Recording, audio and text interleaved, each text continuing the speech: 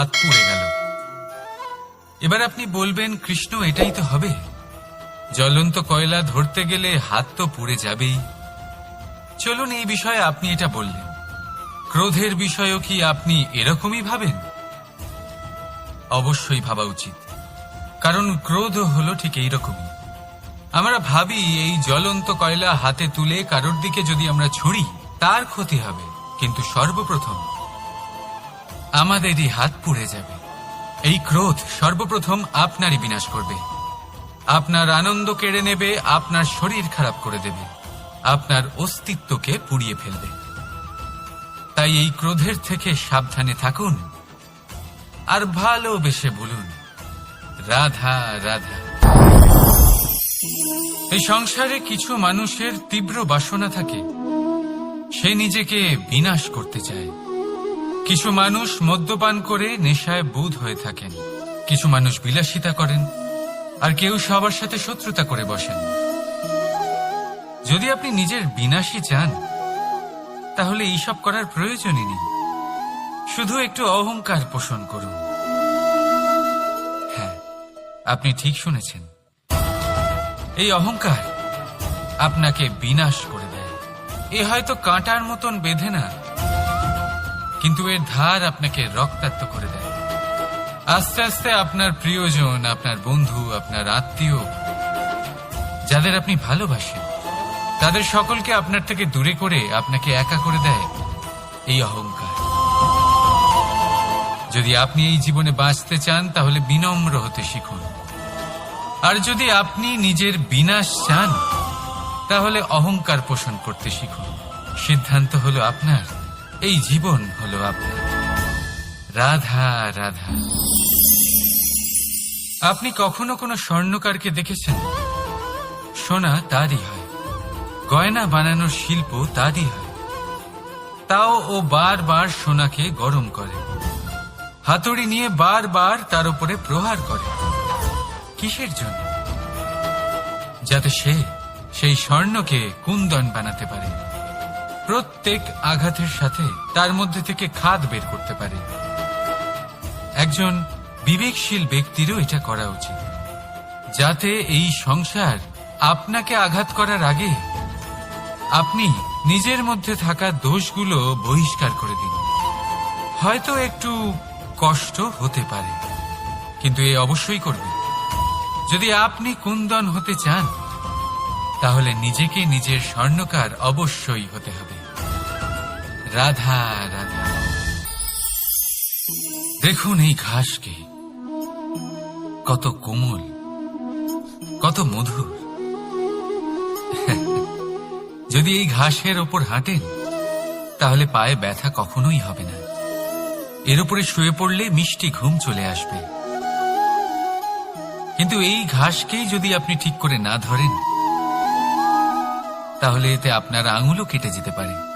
এই নরম ঘাসই আপনাকে আঘাত দিতে পারে। ঠিক এইভাবেই প্রত্যেক ব্যক্তি যিনি ধর্মের পথে চলছেন তিনি আঘাত পেতে পারেন, যদি ওনার ধর্মের সম্পূর্ণ সত্য, তার আসল স্বরূপের বিষয়ে জ্ঞান না থাকে। তাই জীবনে যে কোনো বস্তু, ব্যক্তি বা সুযোগ আসে তাহলে তার শক্তির বিষয়ে, তার দুর্বলতার বিষয়ে প্রথমে তথ্য সংগ্রহ করবেন, তারপরেই সিদ্ধান্ত নেবেন। যদি এরকম করেন তাহলে সাফল্য অবশ্যই আসবে। রাধা রাধা। হাতের কত রকম রূপ হয়, কিছু স্নেহের সাথে আপনাকে স্পর্শ করে, তো কিছু প্রহার হিসেবে বর্ষিত হয়, কিছু বন্ধুত্বের নামে আপনার দিকে অগ্রসর হয়, তো কিছু শত্রুতার দিকে আপনাকে টেনে নিয়ে যায়।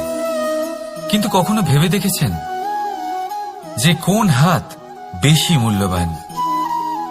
যখন আপনি সফল, যখন আপনি ভালো কাজ করেন, তখন কিছু হাত আপনার জন্য করতালি দেয়, আর কিছু হাত এমন হয় যা আপনার কাঁধ স্পর্শ করে যখন আপনি জীবনে সব থেকে অসফল হন, যখন আপনি ভেঙে পড়েন।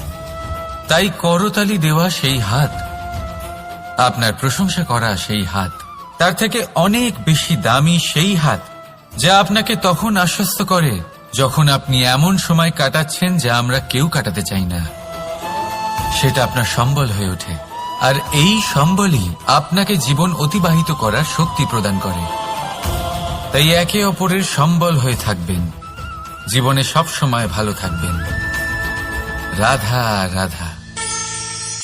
মানুষ, প্রত্যেক মানুষ কাউকে ভালোবাসে, কাউকে ঘৃণা করে, কাউকে সম্মান করে, আবার কাউকে তিরস্কারও করে। মানুষ সবকিছু হতে পারে, সুস্থও হতে পারে, রোগীও হতে পারে, ধনীও হতে পারে, নির্ধনও হতে পারে, বন্ধুও হতে পারে, আবার শত্রুও হতে পারে। যদি কিছু না হতে পারে তা হলো অস্পৃশ্য, অচ্ছুত, ভগবানের কাছে সব থেকে বড় পাপ। এই যে মানব শরীর, তা ঈশ্বর প্রদত্ত, তা তার মন্দির। প্রত্যেক শরীরে ব্রহ্মদেব বাস করেন। তাই শরীরের অপমান করা, সেটা ছোঁয়া থেকে দূরে থাকা, এটা কখনো করবেন না। এই জীবনে ছুত অছুত কখনো বিচার করবেন না। পরমেশ্বর যা দিয়েছেন তার সম্মান করতে শিখুন। আর আসুন আমার সাথে ভালোবেসে বলুন, রাধা রাধা। প্রেম আর চাওয়া একই মনে হয়, তাই না? কিন্তু আসলে এরা আলাদা।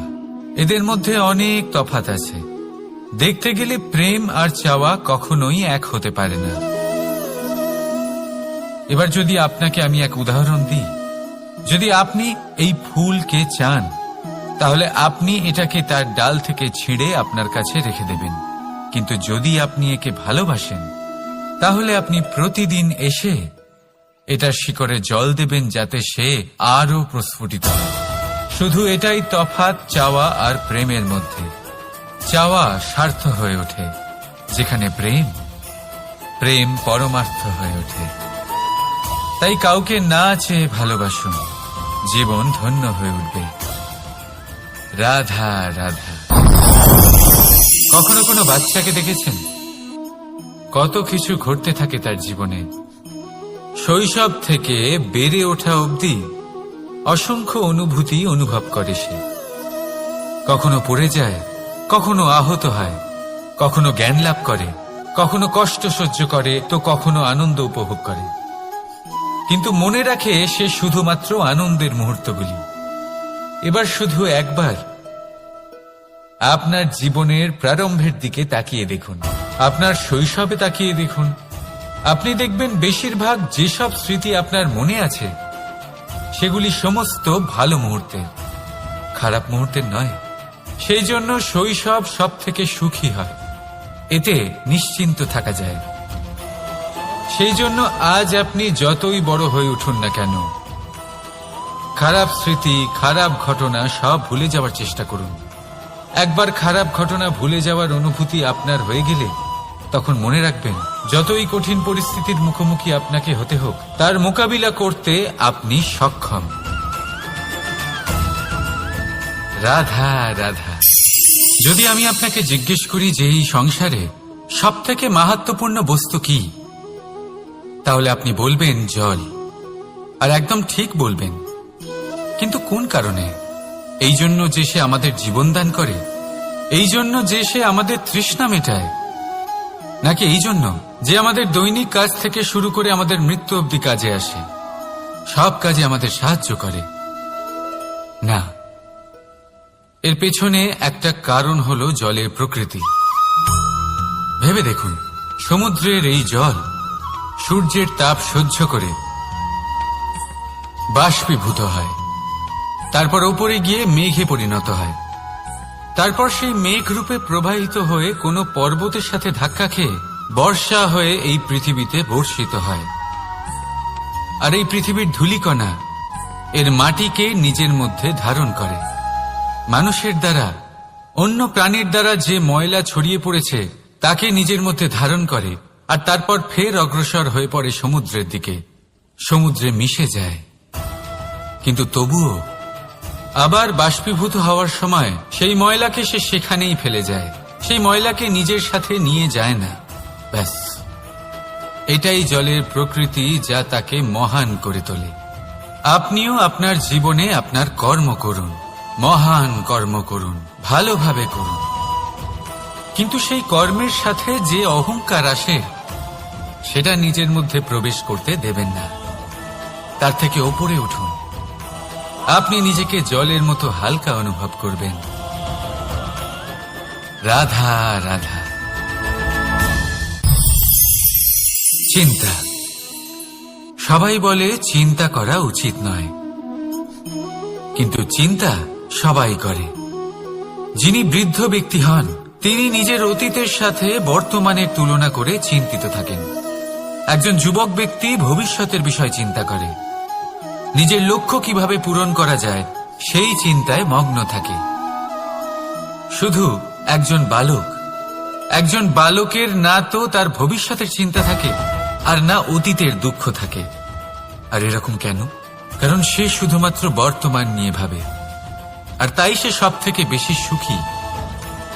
তাই মনে রাখবেন, যদি আপনি আপনার বর্তমানের বিষয়ে ভাবেন, তাতে বাঁচেন, সেটাকে ঠিক রাখেন এবং সেটাকে আরো ভালো করে তোলেন, তাহলে আপনার অতীত আর আপনার ভবিষ্যৎ আপনা থেকেই ঠিক হয়ে যাবে। আসুন আমার সাথে ভালোবেসে বলুন, রাধা রাধা। এই সংসারে যেই জন্মগ্রহণ করে কিছু না কিছু অবশ্যই শেখে, এবং তার জন্য থাকে তার গুরুর অবদান। এবার এই গুরু কে হবেন তা আমরা নির্বাচন করি। হয়তো তিনি আমাদের মাতা পিতা হতে পারেন, হয়তো বন্ধু হতে পারেন, হয়তো দাদাও হতে পারেন, আদর্শ হতে পারেন, বা হয়তো গুরুকুলের শিক্ষাকর্তা গুরুও হতে পারেন। এবার সংসারের এমন কিছু জিনিস আছে যা জগতের কোনো গুরুই শেখাতে পারবেন না, তা আপনাকে সময় শিখিয়ে দেবে।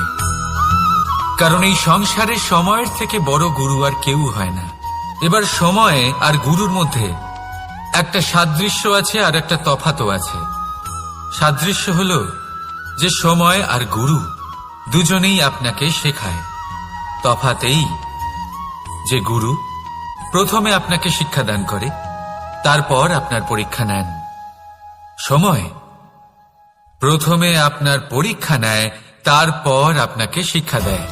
এবার শিক্ষা লাভ করে পরীক্ষা দেওয়া আর পরীক্ষা দিয়ে শিক্ষা লাভ করা এই দুই ভিন্ন বিষয়। আর সব সময় মনে রাখবেন, এই সময়ের থেকে আপনি যা শিক্ষা লাভ করবেন তা সব সময় যত্ন করে আপনার কাছে রেখে দেবেন। কারণ সময়ের থেকে বড়, সময়ের থেকে দামি, সময়ের থেকে অত্যন্ত আধুনিক আর কোনো গুরু নেই। রাধা রাধা। নাম কত সাধারণ একটা বিষয়।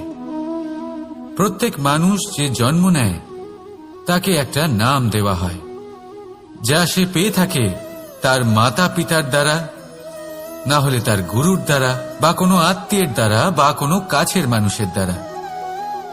এই নামের সাথে সে আস্তে আস্তে বেড়ে ওঠে। কিন্তু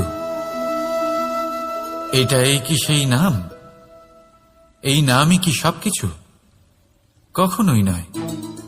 একটা নাম সেটা যা আপনি জন্মের সময় লাভ করেন, যে নামে আপনি কর্মের পথে অগ্রসর হন।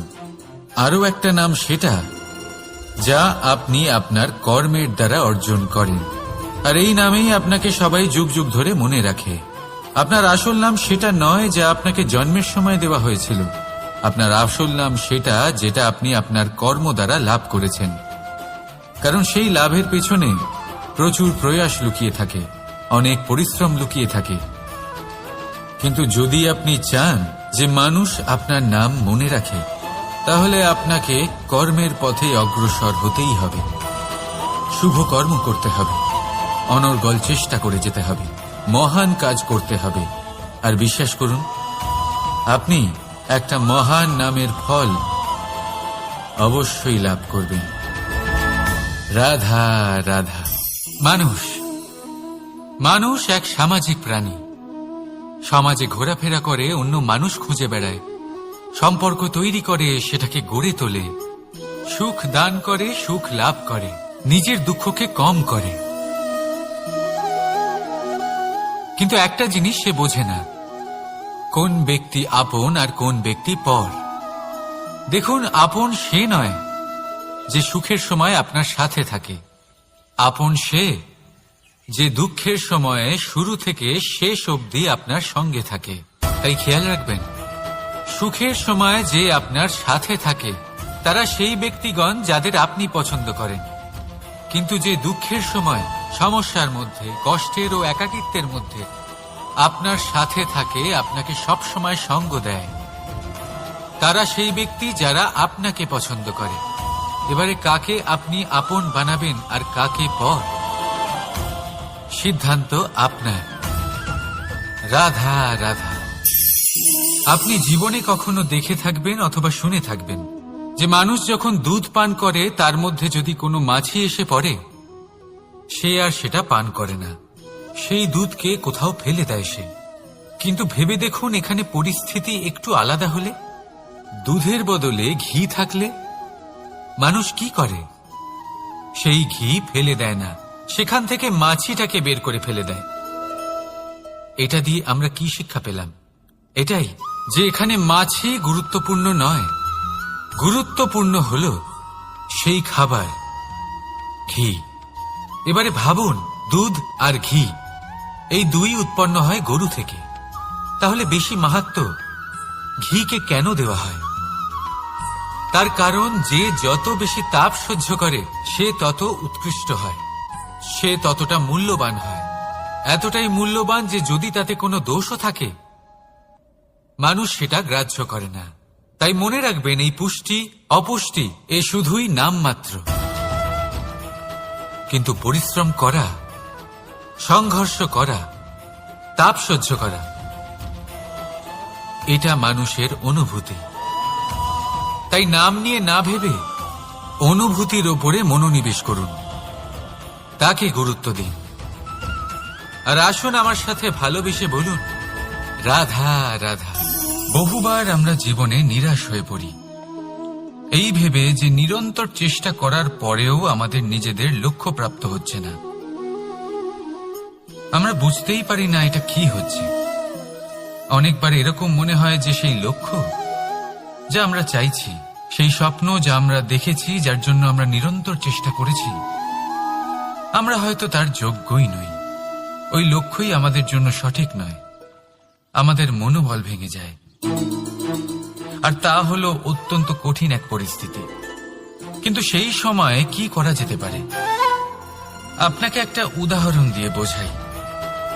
কখনো কোনো বৃক্ষকে দেখেছেন? সেও অনেক কঠিন পরিস্থিতির সম্মুখীন হয়, যেমন পাতা ঝরার সময়। এই সময়ে এলেও বৃক্ষ হার মানে না, সে নিজের পাতা ও ফুল বদলে ফেলে, কিন্তু শিকড় কখনো বদলায় না, সে তখন অটল থাকে। আর এই সময় চলে গেলেই বৃক্ষকে দেখুন, আবার ফুলে ফলে পরিপূর্ণ হয়ে ওঠে। এইভাবে আপনিও জীবনে নিরন্তর চেষ্টা করতে থাকুন। তাও আপনি সাফল্য না পেলে নিজের পথ বদলে ফেলুন, কিন্তু সামনে এগোতে থাকুন, নিরন্তর চেষ্টা করতে থাকুন। কোনো না কোনো রাস্তা দিয়ে, কোনো না কোনোভাবে আপনি পৌঁছে গেলে আপনি জানতে পারবেন আপনার সাফল্য আপনার জন্যই অপেক্ষা করছিল। রাধা রাধা। আপনি মনুর বিষয়ে নিশ্চয়ই শুনে থাকবেন। ওনাকে একটা সুযোগ দেওয়া হয়েছিল, হয় উনি নিজের হালের রক্ষা করবেন, নয় এই সৃষ্টিকে আসন্ন প্রলয়ের হাত থেকে বাঁচানোর জন্য নৌকার নির্মাণ করবেন। উনি নিজের নির্বাচন করেছিলেন, আর আজ আমরা সবাই মানুষ নামে পরিচয় পেয়েছি। এমনই এক সুযোগ পেয়েছিলেন শ্রীরাম এবং সীতাও। ওনারা আবেগের ঊর্ধ্বে উঠে এই সংসারের সামনে এক সেরা উদাহরণ প্রস্তুত করেছিলেন। এরকমই এক সুযোগ পেয়েছিলেন রাবণও, এরকমই এক সুযোগ পেয়েছিলেন কংস। একটা সুযোগ, অন্যায়ের পথ ত্যাগ করে সত্যের পথে চলার। ওনারা সেই সুযোগ ত্যাগ করলেন এবং ওনাদের এই সংসার ত্যাগ করতে হল। একটা অত্যন্ত গুরুত্বপূর্ণ কথা মনে রাখবেন, সুযোগ এই শব্দ যতটাই ছোট, এটা জীবনে আসেও ততটাই কম সময়ের জন্য। এবার এই সুযোগের আপনি কি করবেন? এর সদ্ব্যবহার করে নিজের নাম প্রকাশিত করবেন, এই সংসারে ইতিহাসে নিজের নাম অমর করবেন, নাকি অসফল হওয়ার উদাহরণ হয়ে উঠবেন, সেই সিদ্ধান্ত হলো আপনার। রাধা রাধা। স্বপ্ন, স্বপ্ন এই শব্দ আমাদের জীবনে কতটা গুরুত্বপূর্ণ হয়। কিছু স্বপ্ন এমন হয় যে আমরা রাতের মিষ্টি ঘুমের মধ্যে দেখি, তো কিছু স্বপ্ন আমরা খোলা চোখেই দেখি। কিছু স্বপ্ন আমাদের শান্তির ঘুম দেয়, আবার কিছু স্বপ্ন আমাদের ঘুমোতেই দেয় না। এবার খোলা চোখে দেখা এই স্বপ্ন ছোট হতে পারে বা বড়, কিন্তু এর সাথে যুক্ত থাকে সাফল্য। এবার আপনাকে একটা কথা বোঝাই, এই হলো আমার স্বপ্ন, এই হলো সাফল্য। এবার এদের মধ্যে যোগসূত্র হলো বাধা বিপত্তি। তাহলে যত বড় স্বপ্ন হবে ততই বড় বাধা, যত বড় বাধা বিপত্তি ততই বড় সাফল্য।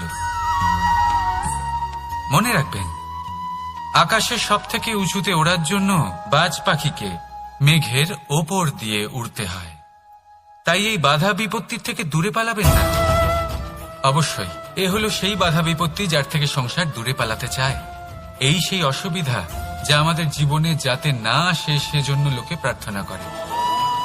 কিন্তু এই সেই বাধা যার সম্মুখীন হয়ে আপনার সাফল্য প্রাপ্তি হবে, আপনি আপনার লক্ষ্যে পৌঁছতে পারবেন। তাহলে আসুন আমার সাথে ভালোবেসে বলুন, রাধা রাধা। প্রসন্নতা, এই প্রসন্নতা এমন কোন অনুভূতি নয় যা সৃষ্টিতে শুরু থেকেই ছিল। প্রসন্নতা হলো এমন এক অনুভূতি যা আপনাকে নিজের কর্মের দ্বারা অর্জন করতে হয়। আর যত অন্যকে দেবেন ততই তা অঙ্কুরিত হবে। অর্থাৎ যতটা প্রসন্নতা অন্যকে দিতে পারবেন ততটাই প্রসন্নতা নিজে চলে আপনার কাছে আসবে। এবার আপনি বলবেন, এ তো অত্যন্ত কঠিন কাজ, এ কিভাবে সম্ভব হবে? সবাইকে প্রসন্ন রাখা তো স্বয়ং মহাদেবেরও সাধ্য নয়। আমরা তো হলাম সাধারণ মানুষ, এ কিভাবে হতে পারে? চলুন, আপনার এই কথা আমি মেনে নিলাম। সবাইকে প্রসন্ন রাখা সম্ভব নয়, এটা 100% সত্যি কথা। কিন্তু আমরা চেষ্টা তো করতেই পারি যে প্রসন্নতা না হোক, আমরা যেন কাউকে দুঃখ না দিই। এটা তো আমরা করতেই পারি। যত এই দুঃখ দূর হবে ততটাই সুখ ছড়িয়ে পড়বে, আর যত এই সুখ ছড়িয়ে পড়বে ততই বাড়বে এই প্রসন্নতা। তাহলে আসুন এই প্রসন্নতার সাথেই বলুন, রাধা রাধা। ভাগ্য, সময় ও কর্ম। দেখতে গেলে আমরা সবাই এই তিনটি শব্দের সাথে খুব ভালোভাবে পরিচিত। হয়তো আমাদের জীবনে আমরা এই তিনটি শব্দের প্রয়োগ অবশ্যই করে থাকি। দেখতে গেলে এই বিষয়ে প্রত্যেক ব্যক্তির দৃষ্টিভঙ্গি আলাদা। কেউ বলে সময়ই হলো সেই মাধ্যম যা ভাগ্য বানায়, কেউ বলে ভাগ্যই হলো সেই যা সময়কে বদলে দেয়, কেউ বলে ভাগ্য এবং কর্ম এই দুই একই দাঁড়িপাল্লার দুই দিক। যদি আপনাকে সত্যিটা বোঝাই তাহলে ঠিক এইভাবে বোঝাবো। মনুষ্য জন্ম লাভ করা, মানুষ রূপে জন্মগ্রহণ করা, এটি ভাগ্যের হাতে থাকে। মৃত্যুকে প্রাপ্তি করা সময়ের হাতে থাকে। এই দুটি আমাদের হাতে নেই। কিন্তু মৃত্যুর পরেও চিরকালের জন্য অমর হয়ে থাকা, লোকের হৃদয়ে বসবাস করা, এটি অবশ্যই আমাদের হাতে আছে। আর এই আমরা অর্জন করতে পারি শুধুমাত্র আমাদের কর্মের দ্বারা। অর্থাৎ কর্মই হলো সব কিছুর আধার। তাহলে এর থেকে কখনো বিচলিত হবেন না। শ্রেষ্ঠ কাজটা করতে থাকুন আর আমার সাথে ভালোবেসে বলুন, রাধা রাধা। সংসারের সব থেকে মারাত্মক প্রাণী কে? কেউ বলবে বাঘ, কেউ বলবে সিংহ, কেউ বলবে সাপ। না, সংসারের সব থেকে মারাত্মক প্রাণী হল একজন ভণ্ড মিত্র। অন্য সমস্ত পশুরা শুধু আপনার শারীরিক ক্ষতি করতে পারে, কিন্তু একজন ভণ্ড বন্ধু আপনার বুদ্ধির বিনাশ করতে পারে, আপনার বিবেকের বিনাশ করতে পারে, ভাবনা চিন্তা করার ক্ষমতা কেড়ে নিতে পারে। একজন ভণ্ড বন্ধু আপনার জীবনকে নষ্ট ও ভ্রষ্ট করে দিতে পারে। তার মধ্যে এত ক্ষমতা থাকে যে সে আপনাকে এমন পতনের পাকে ফেলে দেবে যে সেখান থেকে বেরোনো প্রায় অসম্ভব হতে পারে। আর যখন আপনি সত্যিটা বুঝতে পারবেন, আপনার মধ্যে জাগ্রত হবে প্রতিশোধের ভাবনা, যা কিনা সবার আগে আপনাকেই বিনাশ করবে। তাই জীবনে ভণ্ড বন্ধুর থেকে সাবধানে থাকুন।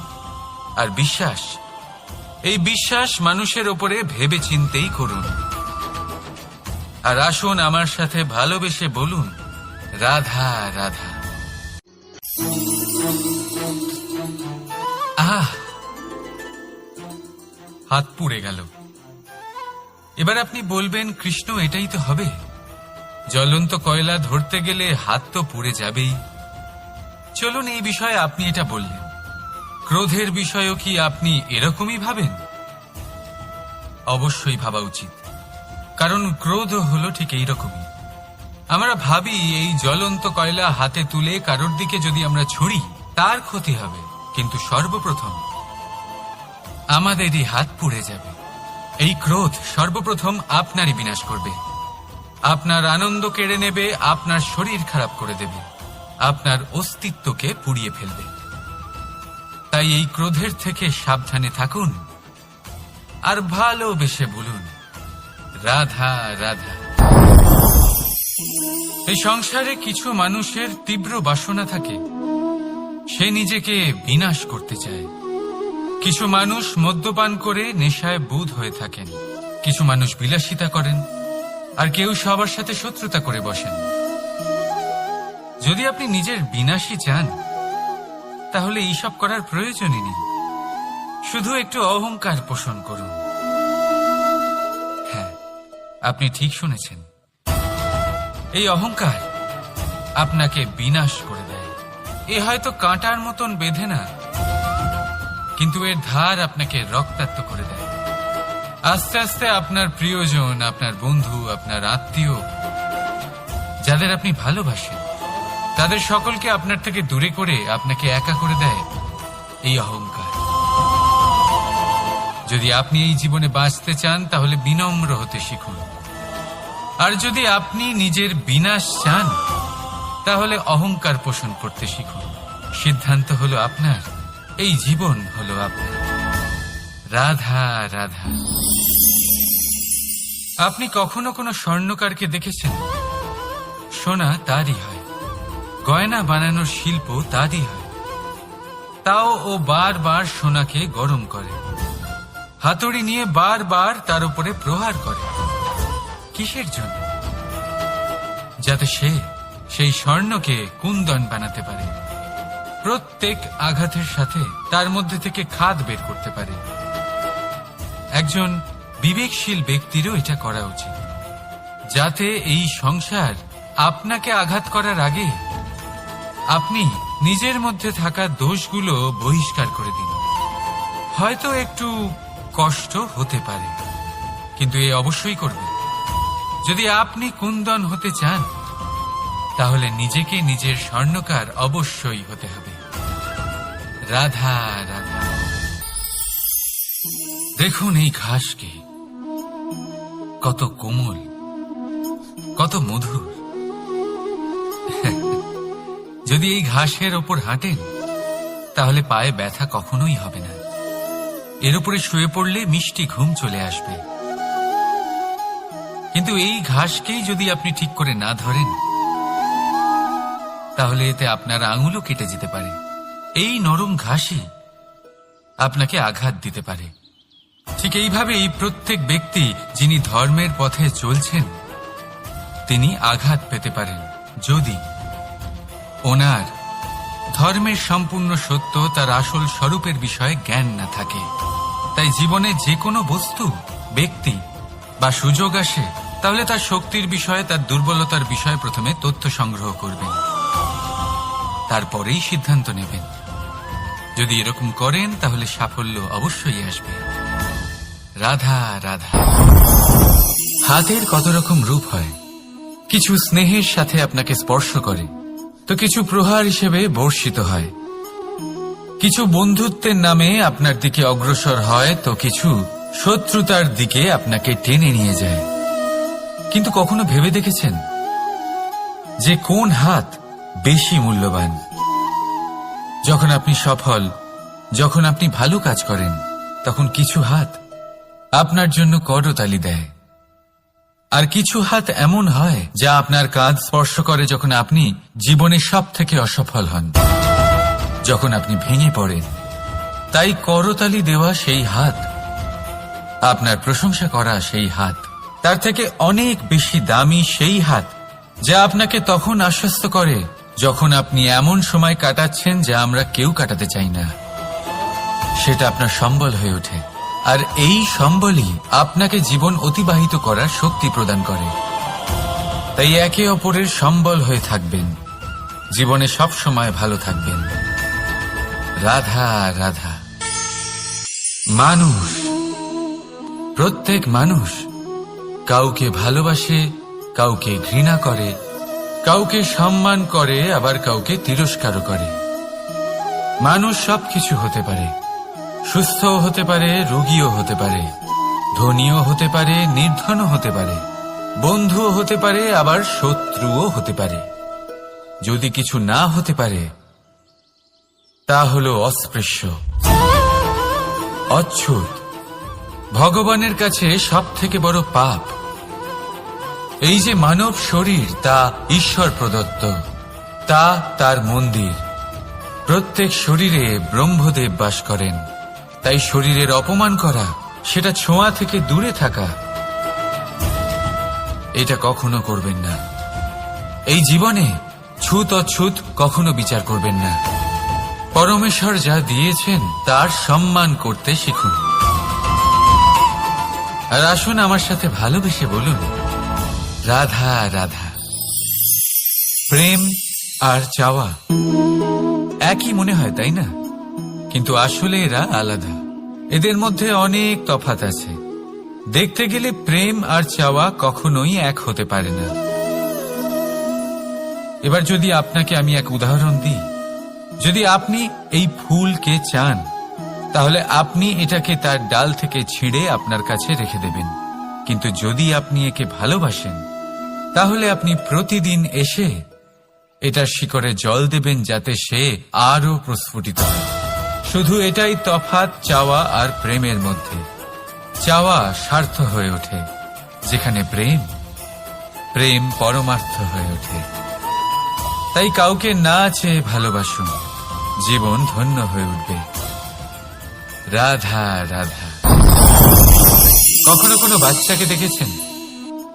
কত কিছু ঘটতে থাকে তার জীবনে। শৈশব থেকে বেড়ে ওঠা অবধি অসংখ্য অনুভূতি অনুভব করে সে। কখনো পড়ে যায়, কখনো আহত হয়, কখনো জ্ঞান লাভ করে, কখনো কষ্ট সহ্য করে, তো কখনো আনন্দ উপভোগ করে। কিন্তু মনে রাখে সে শুধুমাত্র আনন্দের মুহূর্তগুলি। এবার শুধু একবার আপনার জীবনের প্রারম্ভের দিকে তাকিয়ে দেখুন, আপনার শৈশবে তাকিয়ে দেখুন। আপনি দেখবেন বেশিরভাগ যেসব স্মৃতি আপনার মনে আছে, সেগুলি সমস্ত ভালো মুহূর্তের, খারাপ মুহূর্তের নয়। সেই জন্য শৈশব সব থেকে সুখী হয়, এতে নিশ্চিন্ত থাকা যায়। সেই জন্য আজ আপনি যতই বড় হয়ে উঠুন না কেন, খারাপ স্মৃতি, খারাপ ঘটনা সব ভুলে যাওয়ার চেষ্টা করুন। একবার খারাপ ঘটনা ভুলে যাওয়ার অনুভূতি আপনার হয়ে গেলে, তখন মনে রাখবেন, যতই কঠিন পরিস্থিতির মুখোমুখি আপনাকে হতে হোক, তার মোকাবিলা করতে আপনি সক্ষম। রাধা রাধা। যদি আমি আপনাকে জিজ্ঞেস করি যে এই সংসারে সব থেকে মাহাত্ম্যপূর্ণ বস্তু কি, তাহলে আপনি বলবেন জল। আর একদম ঠিক বলবেন। কিন্তু কোন কারণে? এই জন্য যে সে আমাদের জীবন দান করে, এই জন্য যে সে আমাদের তৃষ্ণা মেটায়, নাকি এই জন্য যে আমাদের দৈনিক কাজ থেকে শুরু করে আমাদের মৃত্যু অবধি কাজে আসে, সব কাজে আমাদের সাহায্য করে? না, এর পেছনে একটা কারণ হলো জলের প্রকৃতি। ভেবে দেখুন, সমুদ্রের এই জল সূর্যের তাপ সহ্য করে বাষ্পীভূত হয়, তারপর উপরে গিয়ে মেঘে পরিণত হয়, তারপর সেই মেঘ রূপে প্রবাহিত হয়ে কোনো পর্বতের সাথে ধাক্কা খেয়ে বর্ষা হয়ে এই পৃথিবীতে বর্ষিত হয়। আর এই পৃথিবীর ধূলিকণা এর মাটিকে নিজের মধ্যে ধারণ করে। মানুষের দ্বারা, অন্য প্রাণীর দ্বারা যে ময়লা ছড়িয়ে পড়েছে তাকে নিজের মধ্যে ধারণ করে, আর তারপর ফের অগ্রসর হয়ে পড়ে সমুদ্রের দিকে, সমুদ্রে মিশে যায়। কিন্তু তবুও আবার বাষ্পীভূত হওয়ার সময় সেই ময়লাকে সে সেখানেই ফেলে যায়, সেই ময়লাকে নিজের সাথে নিয়ে যায় না। ব্যাস, এটাই জলের প্রকৃতি, যা তাকে মহান করে তোলে। আপনিও আপনার জীবনে আপনার কর্ম করুন, মহান কর্ম করুন, ভালোভাবে করুন, কিন্তু সেই কর্মের সাথে যে অহংকার আসে সেটা নিজের মধ্যে প্রবেশ করতে দেবেন না। তার থেকে ওপরে উঠুন। আপনি নিজেকে জলের মতো হালকা অনুভব করবেন। রাধা রাধা। চিন্তা। সবাই বলে চিন্তা করা উচিত নয়, কিন্তু চিন্তা সবাই করে। যিনি বৃদ্ধ ব্যক্তি হন তিনি নিজের অতীতের সাথে বর্তমানের তুলনা করে চিন্তিত থাকেন। একজন যুবক ব্যক্তি ভবিষ্যতের বিষয় চিন্তা করে, নিজের লক্ষ্য কিভাবে পূরণ করা যায় সেই চিন্তায় মগ্ন থাকে। শুধু একজন বালকের না তো তার ভবিষ্যতের চিন্তা থাকে আর না অতীতের দুঃখ থাকে। আর এরকম কেন? কারণ সে শুধুমাত্র বর্তমান নিয়ে ভাবে, আর তাই সে সব থেকে বেশি সুখী। তাই মনে রাখবেন, যদি আপনি আপনার বর্তমানের বিষয়ে ভাবেন, তাতে বাঁচেন, সেটাকে ঠিক রাখেন এবং সেটাকে আরো ভালো করে তোলেন, তাহলে আপনার অতীত আর আপনার ভবিষ্যৎ আপনা থেকেই ঠিক হয়ে যাবে। আসুন আমার সাথে ভালোবেসে বলুন, রাধা রাধা। এই সংসারে যেই জন্মগ্রহণ করে কিছু না কিছু অবশ্যই শেখে, এবং তার জন্য থাকে তার গুরুর অবদান। এবার এই গুরু কে হবেন তা আমরা নির্বাচন করি। হয়তো তিনি আমাদের মাতা পিতা হতে পারেন, হয়তো বন্ধু হতে পারেন, হয়তো দাদাও হতে পারেন, আদর্শ হতে পারেন, বা হয়তো গুরুকুলের শিক্ষাকর্তা গুরুও হতে পারেন। এবার সংসারের এমন কিছু জিনিস আছে যা জগতের কোনো গুরুই শেখাতে পারবেন না, তা আপনাকে সময় শিখিয়ে দেবে। কারণ এই সংসারে সময়ের থেকে বড় গুরু আর কেউ হয় না। এবার সময় আর গুরুর মধ্যে একটা সাদৃশ্য আছে আর একটা তফাতও আছে। সাদৃশ্য হলো যে সময় আর গুরু দুজনেই আপনাকে শেখায়। তফাতেই যে গুরু প্রথমে আপনাকে শিক্ষাদান করে, তারপর আপনার পরীক্ষা নেন। সময় প্রথমে আপনার পরীক্ষা নেয়, তারপর আপনাকে শিক্ষা দেয়। এবার শিক্ষা লাভ করে পরীক্ষা দেওয়া আর পরীক্ষা দিয়ে শিক্ষা লাভ করা এই দুই ভিন্ন বিষয়। আর সব সময় মনে রাখবেন, এই সময়ের থেকে আপনি যা শিক্ষা লাভ করবেন তা সব সময় যত্ন করে আপনার কাছে রেখে দেবেন। কারণ সময়ের থেকে বড়, সময়ের থেকে দামি, সময়ের থেকে অত্যন্ত আধুনিক আর কোনো গুরু নেই। রাধা রাধা। নাম কত সাধারণ একটা বিষয়। প্রত্যেক মানুষ যে জন্ম নেয় তাকে একটা নাম দেওয়া হয়, যা সে পেয়ে থাকে তার মাতা পিতার দ্বারা, না হলে তার গুরুর দ্বারা, বা কোনো আত্মীয়ের দ্বারা, বা কোনো কাছের মানুষের দ্বারা। এই নামের সাথে সে আস্তে আস্তে বেড়ে ওঠে। কিন্তু এটাই কি সেই নাম? এই নামই কি সবকিছু? কখনোই নয়। একটা নাম সেটা যা আপনি জন্মের সময় লাভ করেন, যে নামে আপনি কর্মের পথে অগ্রসর হন। আরও একটা নাম সেটা যা আপনি আপনার কর্মের দ্বারা অর্জন করেন, আর এই নামেই আপনাকে সবাই যুগ যুগ ধরে মনে রাখে। আপনার আসল নাম সেটা নয় যা আপনাকে জন্মের সময় দেওয়া হয়েছিল। আপনার আসল নাম সেটা যেটা আপনি আপনার কর্ম দ্বারা লাভ করেছেন, কারণ সেই লাভের পেছনে প্রচুর প্রয়াস লুকিয়ে থাকে, অনেক পরিশ্রম লুকিয়ে থাকে। কিন্তু যদি আপনি চান যে মানুষ আপনার নাম মনে রাখে, তাহলে আপনাকে কর্মের পথে অগ্রসর হতেই হবে, শুভ কর্ম করতে হবে, অনর্গল চেষ্টা করে যেতে হবে, মহান কাজ করতে হবে। আর বিশ্বাস করুন, আপনি একটা মহান নামের ফল অবশ্যই লাভ করবেন। রাধা রাধা।